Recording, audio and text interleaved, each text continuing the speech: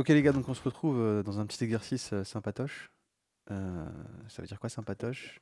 C'est un petit pierre, papier, ciseaux. Vraiment c'est pierre, feuille, ciseaux d'ailleurs. Je sais pas pourquoi il m'a mis papier, mais. Donc si on clique sur un choix, on doit afficher mon choix ici, le choix de l'ordinateur, qui est aléatoire évidemment, et afficher si j'ai gagné ou pas. Et ici j'ai un score qui est incrémenté. Donc évidemment si je rejoue, bah, la partie continue. Et à la fin, potentiellement, tu gagnes, tu perds, t'es à égalité. Encore égalité. Bref, le jeu du pierre-feuille-ciseau, vous connaissez. Alors moi, par contre, le papier, ça me gêne un peu. Je vais mettre feuille. Ouais, on va rester comme ça. Donc, il fallait faire le code JavaScript. Donc, pour YouTube, les gars, je vous donnerai le code HTML ou sinon vous le récupérez. Il est ici. Faites un petit screenshot, sinon je mettrai un petit lien GitHub dans la vidéo. Et l'objectif ici, c'est quoi? C'est de réussir à faire le JavaScript et à créer le jeu. Donc, on a ici le choix qu'on peut faire avec des classes choice. Ici, on a mon choix.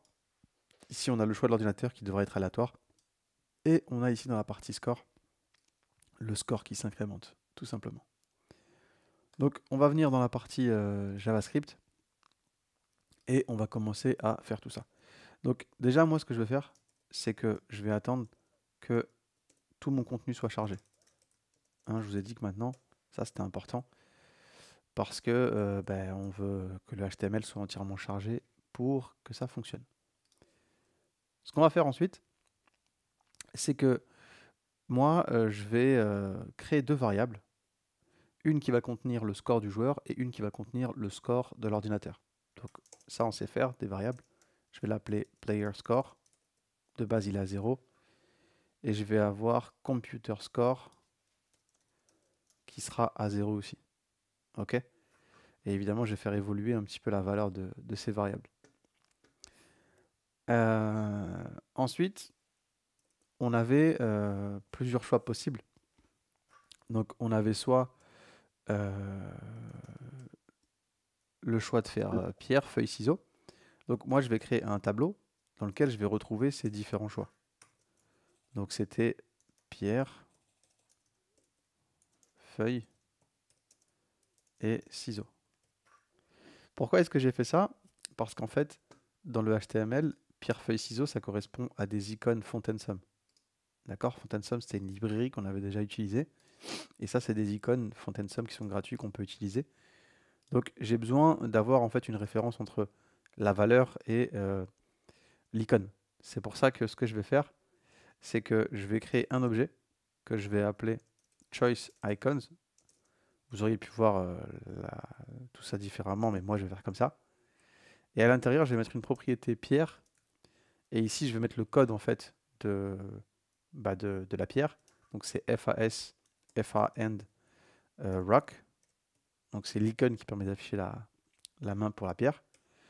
Je vais mettre du coup feuille.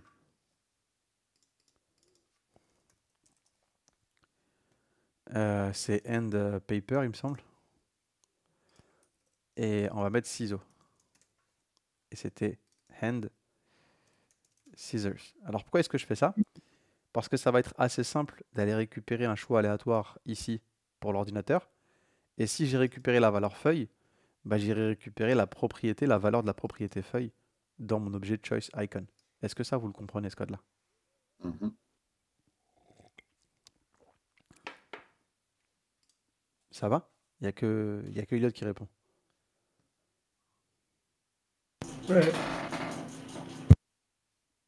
Sûr? Les gars, vous êtes 10, j'ai que 2 personnes qui me répondent. Ouais, il y a Botaseb aussi. Et je crois que Marc, il est loin de son micro. Ou on l'entend mal juste. Ok. Donc maintenant, je vais pouvoir déterminer le choix de l'ordinateur de manière aléatoire. Comment est-ce que je vais faire ça? Bah, c'est pas très compliqué, je peux faire un math random, tu vois. Donc, je vais créer une fonction pour ça, que je vais appeler getComputerChoice.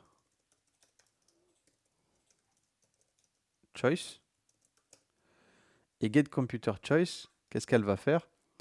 Elle va me déclarer un index random. Elle va faire un mat.floor. Vous connaissez un peu la chanson. Mat.random. Et elle va aller récupérer une valeur entre 0 et 3. Pourquoi? Entre 0 et 2. Pourquoi? Parce que 0, 1 et 2. Et moi, j'ai besoin d'un index random pour aller récupérer une valeur là-dedans. Donc ici, je vais faire fois choice says .length. D'ailleurs, normalement, c'est .length. Non, on va rester comme ça. Et je retournerai, du coup, set ce random index.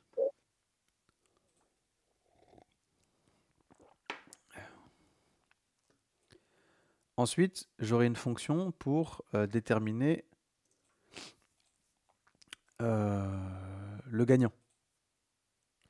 Alors, cette fonction-là, elle va devoir comparer en fait les trois différents scénarios, tu vois.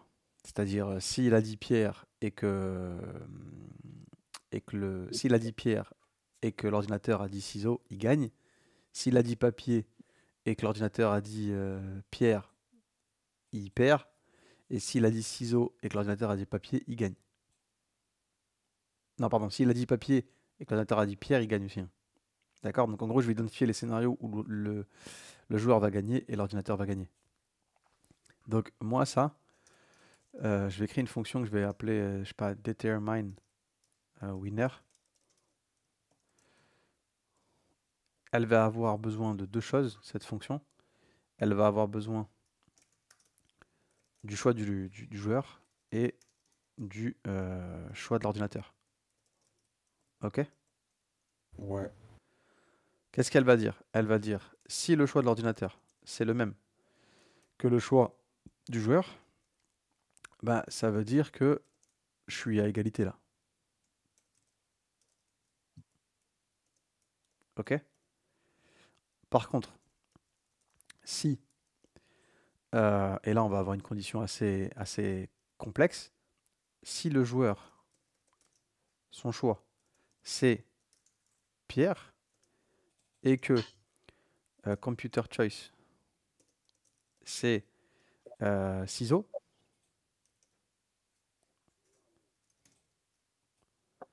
ou que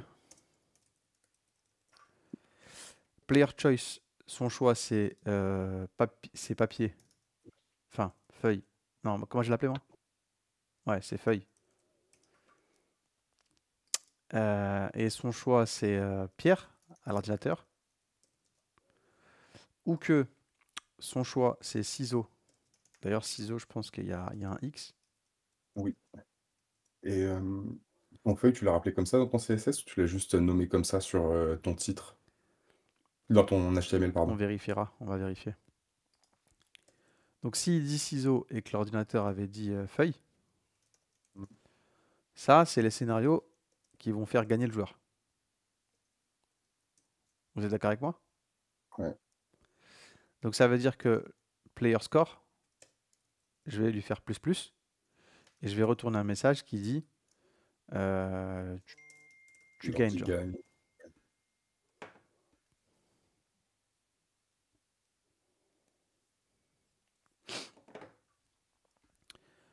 Et sinon, bah, c'est que j'ai perdu. D'accord? Si j'ai pas gagné, c'est que j'ai perdu. Donc là, je vais faire computer score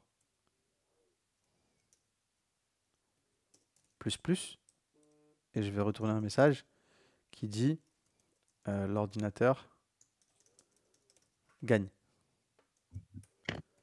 Est-ce que ce code, vous le comprenez? C'est assez simple, hein. Ouais. Ouais. Ok. Donc j'ai une fonction qui détermine le choix de l'ordinateur. J'ai une fonction qui détermine le gagnant. Maintenant, j'ai besoin d'une fonction qui va mettre à jour le HTML parce que j'ai besoin ici de mettre à jour le score et le message qui dit bah, est-ce que j'ai gagné ou pas, tu vois. Ouais. D'ailleurs, Samy, Ouais. ton return random index, Ouais.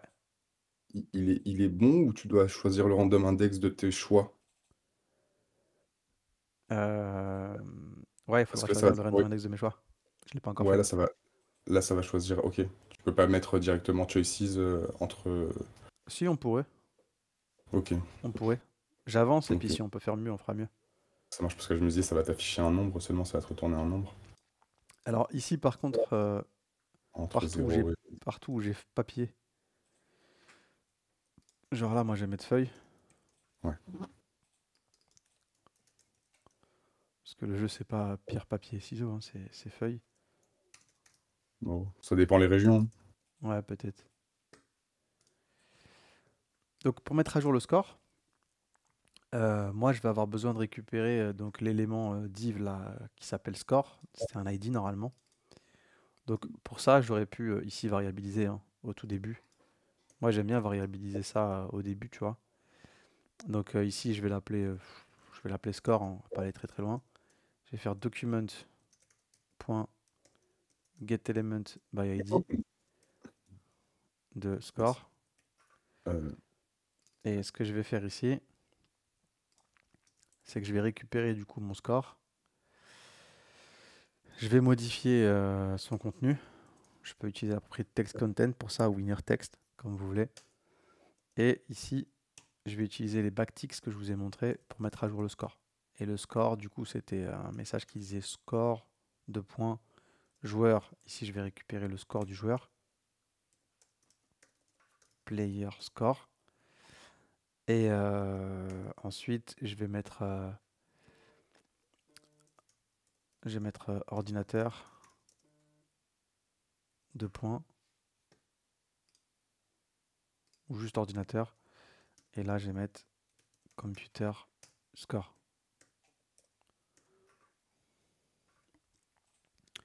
Et elle, c'est tout ce qu'elle faisait, hein, cette fonction-là. Donc, j'ai ma fonction qui permet de mettre à jour le score.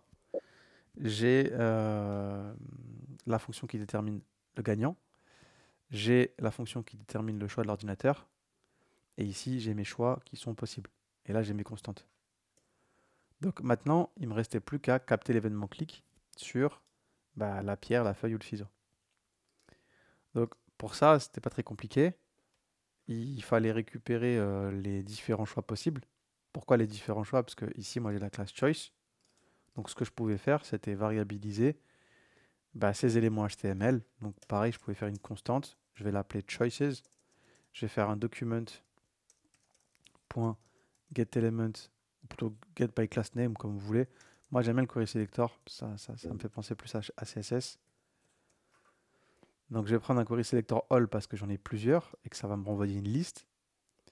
Et à partir de là, c'était assez classique. Je captais l'événement clic sur mes icônes choice. Je faisais un for each. Vous avez vu, j'ai un peu abandonné la boucle for parce que le for each c'est quand même plus rapide. mmh. À partir de là, je pouvais récupérer le choix sur lequel j'ai cliqué en faisant choice.add event listener. Je vais capter l'événement clic. Je vais faire une fonction. Et là, je dis ce que je vais faire. Donc ici, qu'est-ce que je voulais faire? Je voulais récupérer le choix du joueur et le choix de l'ordinateur. Donc pour récupérer le choix du joueur, je pouvais écrire une constante. Je vais l'appeler player choice. Et ce que je vais faire, c'est que je vais récupérer le choix sur lequel j'ai cliqué. Donc c'est-à-dire, je pouvais faire this. Et je peux faire ici, je peux récupérer l'attribut data choice. Comme ça, j'aurai la valeur. Donc ici, je peux faire get attribute data choice et j'aurai ici le choix le choix du joueur, tu vois. J'aurai pierre, feuille ou ciseaux. Ensuite, si je veux récupérer le choix de l'ordinateur, je fais comment les gars?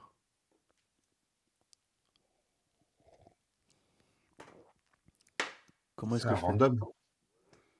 J'appelle cette fonction-là, hein, get computer choice. Ouais. Ok?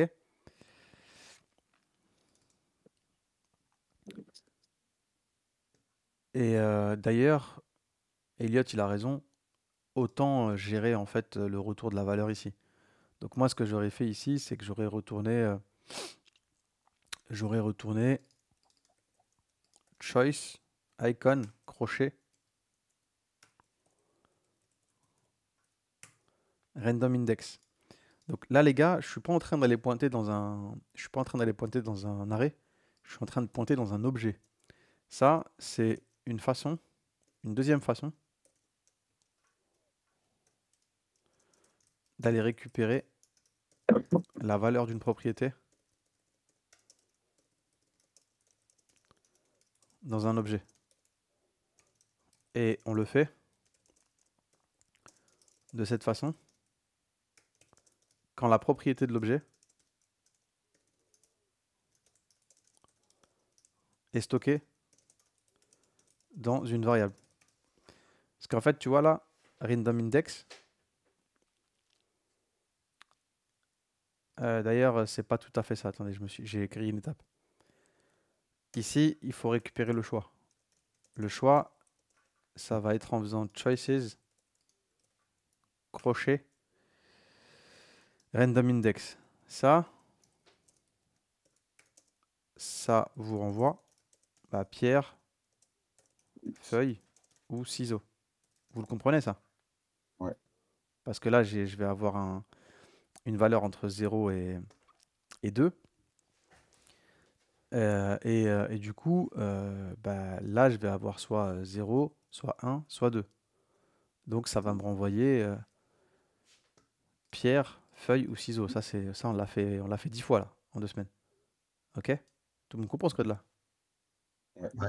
Ça te renvoie choice icons et puis ça Ça veut dire que remplace dans le tout. choice, je vais avoir soit ça, soit ça, soit ça. Mais moi, ce qui m'intéresse, c'est de récupérer ça, ça, ça.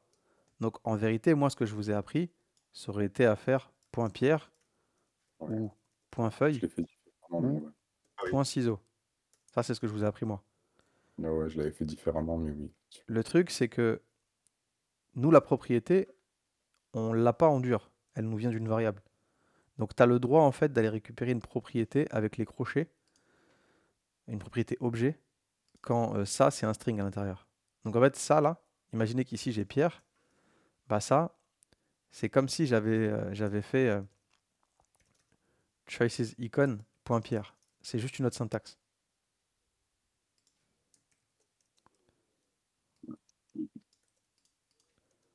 Ok? Ça, Ouais. c'est pratique parce que Pierre, c'est une string et là-dedans, j'ai ma string. Donc je peux variabiliser la string que je passe pour récupérer la propriété. Vous comprenez ce code? Mm. Je vous en avais parlé il y a peut-être une semaine, 10 jours, et j'avais dit qu'un jour on finirait par tomber dessus. Bah, c'est le cas là. Est-ce que tout le monde a compris? Oui. Moi, je vous ai appris avec le point, mais tu peux aussi faire avec les crochets. C'est une autre syntaxe. Et en général, on utilise les crochets quand la valeur de la string à l'intérieur, elle vient d'une variable. Parce que sinon, il n'y a pas d'intérêt.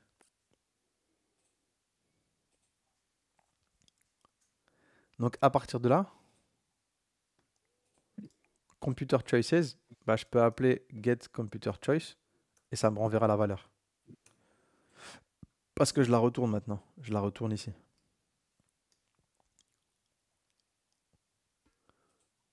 Les gars, il reste pas beaucoup de temps. Dites-moi si vous avez compris, s'il vous plaît. Ça suit.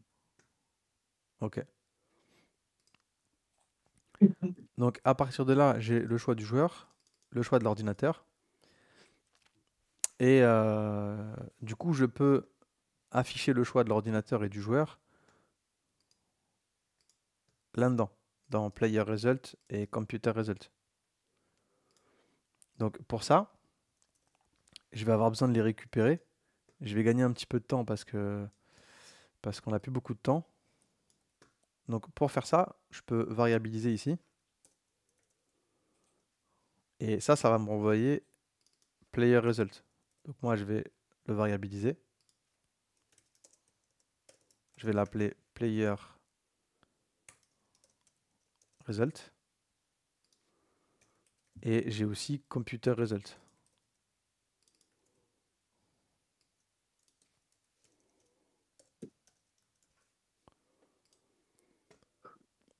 à partir de là, je peux mettre ça à jour. Puisqu'ici, j'ai les choix. Donc, je vais faire player result est égal, enfin, point inner HTML est égal à player choice. Et computer result point inner HTML est égal à computer choice qui nous a été renvoyé par la fonction random. Ça me renvoie quoi? Ça me renvoie normalement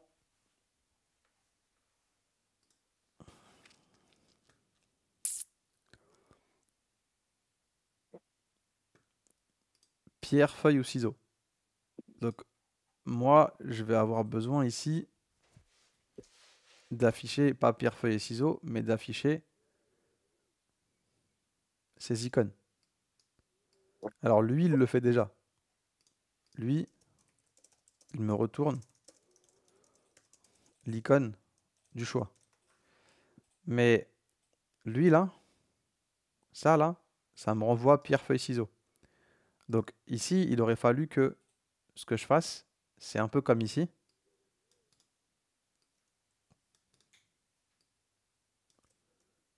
Que je récupère le code de l'icône. Ici, je récupère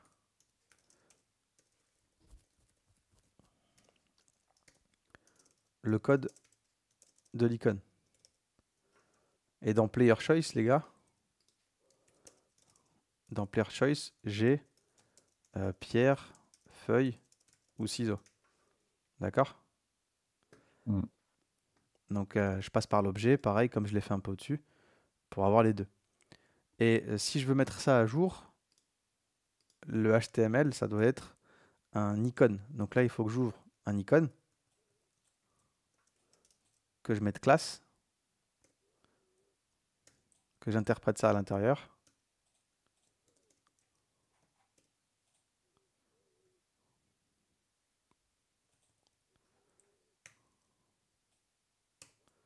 Et que je referme mon icône. OK? Et ici, pareil, sauf que moi, ici, j'ai déjà ce que je veux. Donc, je vais mettre computer choice directement.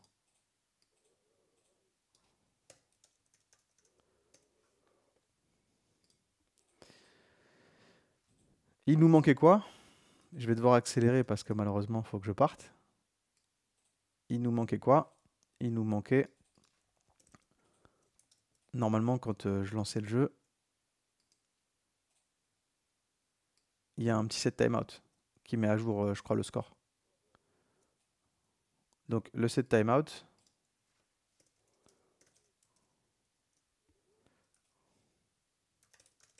on va le mettre en place.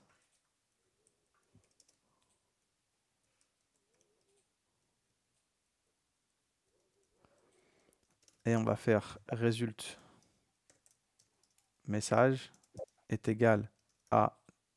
On va déterminer si c'est le joueur ou le computer qui a gagné. Et à partir de là, je vais récupérer message. Donc je peux le variabiliser tout en haut.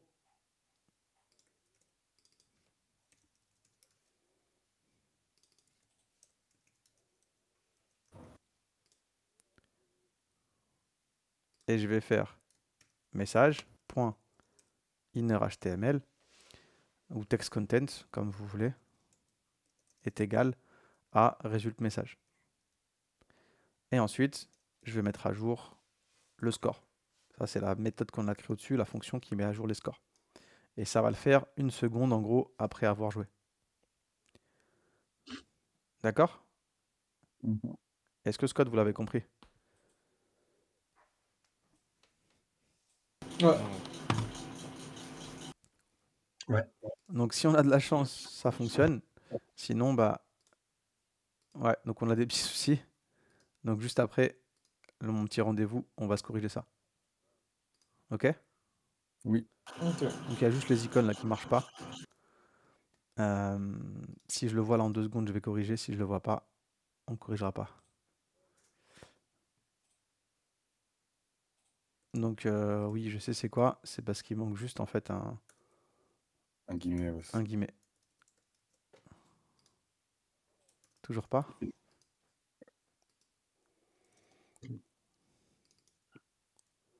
C'est des doubles guillemets autour de...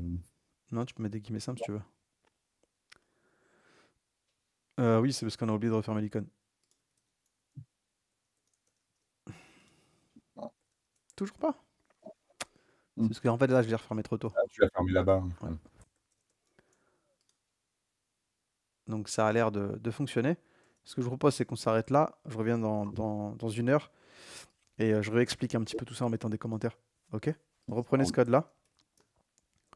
Essayez de terminer vous de votre côté si vous n'avez pas fini. Et de toute façon, vous avez la pause, vous pouvez partir en pause. Le code, c'est 96U. Ok? Ok. Merci. Bonne pause, les gars. Je dois filer parce que je vais me faire engueuler. Et nous, on se revoit après YouTube pour réexpliquer un petit peu tout ça. À tout à l'heure.